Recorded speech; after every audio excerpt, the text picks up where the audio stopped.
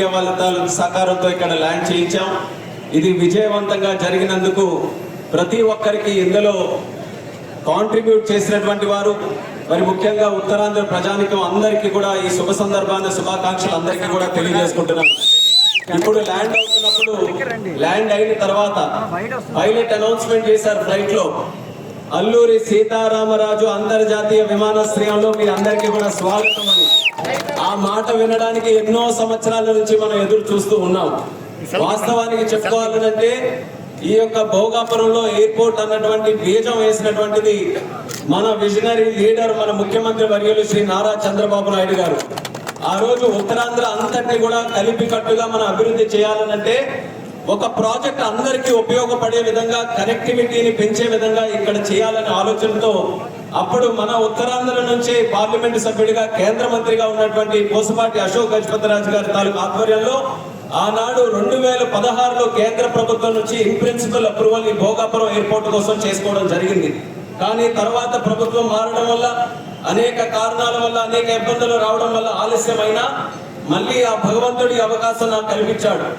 ఈ మూడోసారి ఈ యొక్క ప్రాంతం నుంచి పార్లమెంట్ సభ్యుడిగా గెలిచి మళ్ళీ కేంద్ర మంత్రిగా సివిల్ ఏవియేషన్ శాఖగా నాకు చేసిన తర్వాత ఇది దేవుడు నాకు ఇచ్చినటువంటి ఒక వరంగా భావించి 18 నెలల్లో ప్రతి ఒక్క నెల కూడా ఇక్కడ ప్రత్యేకంగా రివ్యూలు పెట్టుకొని చంద్రబాబు నాయుడు గారు మాకు ఒక ఛాలెంజ్ ఇచ్చారు.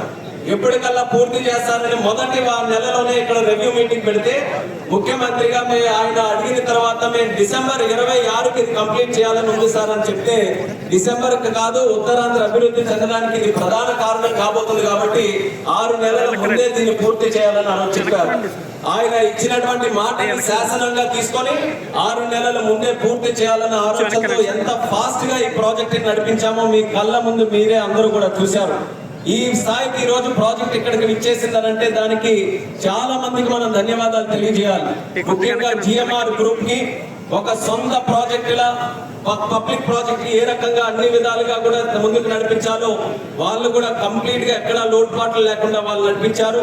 ఎల్ఎన్టీ సంస్థ కన్స్ట్రక్షన్ లో, అలాగే రాష్ట్ర ప్రభుత్వం మరి ముఖ్యంగా కేంద్ర ప్రభుత్వం నుంచి డీజీసీఏ గానీ, ఎయిర్పోర్ట్ అథారిటీ ఆఫ్ ఇండియా గానీ ఎవరైతే స్టేక్ హోల్డర్స్ ఉన్నారో అందరూ కూడా కలిసి కట్టుగా వాళ్ళ తాలూకా పనిని ఎక్కడ కూడా లోటుపాటు లేకుండా చేశారు. దానివల్ల ఈ రోజు ఈ స్థాయికి మనం అనుకున్న సమయానికి ముందే మనం చేరుకున్నాం. వీటన్నిటికంటే ముందుగా నేను ధన్యవాదాలు ఎవరికైనా తెలియజేయాలనంటే స్థానిక రైతాంగానికి, భూమి త్యాగం చేసి వాళ్ళందరూ కూడా ఇంత బ్రహ్మాండమైనటువంటి ప్రాజెక్ట్ ఈ రోజు కట్టడానికి అవకాశం ఇచ్చినటువంటి ప్రతి ఒక్కరికి కూడా మరొకసారి మనస్ఫూర్తిగా నా నమస్కారాలు రైతులందరికీ కూడా తెలియజేసుకుంటున్నాను. మీ తాలూకా త్యాగాన్ని వృధా చేయకుండా ఈ రోజు ఈ భోగాపురం ఏదైతే విజయనగరంలో ఒక ప్రాంతంగా ఉండిందో అదే భోగాపురం ఈ రోజు వరల్డ్ క్లాస్ లో ఒక సిటీగా తయారు చేయడానికి బీజం పడిందని కూడా ఈ సందర్భంగా తెలియజేసుకుంటున్నాను. ఒక్క కారణం మీరు అందరూ కూడా గుర్తుపెట్టుకోవాలి. ఒకటి, ఆ రోజు చంద్రబాబు నాయుడు గారి విజన్ తోనే హైదరాబాద్ లో శంషాబాద్ ఎయిర్పోర్ట్ నిర్మించినప్పుడు ఇదే రకంగా ఏమీ లేనటువంటి ఒక ప్రాంతంలో ఎయిర్పోర్ట్ నిర్మిస్తే అసలు హైదరాబాద్ కి ఎంత పెద్ద ఎయిర్పోర్ట్ అవసరమా అని ఆ రోజు చాలా మంది నమ్మారు. కానీ ఈ రోజు హైదరాబాద్ లో ఆ శంషాబాద్ ఎయిర్పోర్ట్ చూస్తే ఒక గజం భూమి కూడా ఈ రోజు అభివృద్ధి చేయడానికి మనకు దొరకట్లేదంటే ఎంత ఫాస్ట్ గా 20 సంవత్సరాల్లోనే ఏ రకంగా అభివృద్ధి చెందిందో మనం అదంతా కూడా చూసాం. అదే పరిస్థితి ఈ రోజు భోగాపురంలో కూడా ఏర్పడుతుంది.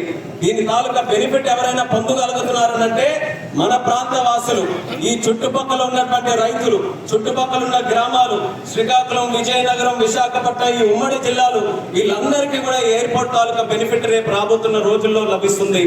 ఎప్పటి నుంచో మనం అనుకుంటున్నాం మన ప్రాంతం ఎందుకు అభివృద్ధి చెందట్లేదని. ఏ ప్రాంతమైనా అభివృద్ధి చెందాలనంటే దానికి ప్రధానంగా కావాల్సినటువంటిది కనెక్టివిటీ. ఇక్కడ నుంచి మనం ఎక్కడికైనా ట్రావెల్ చేయగలగాలి. ప్రపంచంలో ఉన్న ఏ వ్యక్తి అయినా సరే అక్కడ నుంచి మన ప్రాంతానికి రాగలగాలి. ఆ కనెక్టివిటీ ఇవ్వడానికి ఇది ప్రధానమైనటువంటి కేంద్రం. ఎయిర్పోర్ట్ తో మనకి ఇంటర్నేషనల్ కనెక్టివిటీ కూడా పెరుగుతుంది. ఎయిర్పోర్ట్ తో రియల్ ఎస్టేట్ పెరుగుతుంది. ఎయిర్పోర్ట్ తో ట్రేడ్, కార్గో పెరుగుతుంది. ఎయిర్పోర్ట్ తో అనేక డిపార్ట్మెంట్స్ వచ్చిన తర్వాత జాబ్ క్రియేషన్ పెరుగుతుంది. ఎయిర్పోర్ట్ తో వ్యవసాయానికి అనుసంధానం చేసుకుని వాళ్ళ తాలూకు ఉత్పత్తులు ప్రపంచానికి పంపించే విధంగా ఒక అవకాశం ఎయిర్పోర్ట్ ద్వారా కలుగుతుంది. ఇలా అనేక ఫీల్డ్స్ లో, ట్రాన్స్పోర్ట్ కానీ, ముఖ్యంగా టూరిజం కానీ, ఈ అన్ని ఫీల్డ్స్ లో ఒక్క ఎయిర్పోర్ట్ అని అంటే ఈ రోజు 2000 ఎకరాల్లో ఉన్నటువంటి ఇన్ఫ్రాస్ట్రక్చర్ కాదు. ఈ యొక్క ఇన్ఫ్రాస్ట్రక్చర్ ద్వారా ఈ విశాఖపట్నం ఎకనామిక్ రీజన్ అంతా కూడా బలపడడానికి ఒక బ్రహ్మాండమైనటువంటి అవకాశం. ఆ ఉద్దేశంతోనే చంద్రబాబు నాయుడు గారి తాలూకు ఆశీస్సులతో ఆదేశాలతో ఈ 18 నెలల్లో బ్రహ్మాండమైనటువంటి ప్రగతి మన ఉత్తరాంధ్రలో ఈ యొక్క ప్రాజెక్టులో మనం సాధించాం. మరి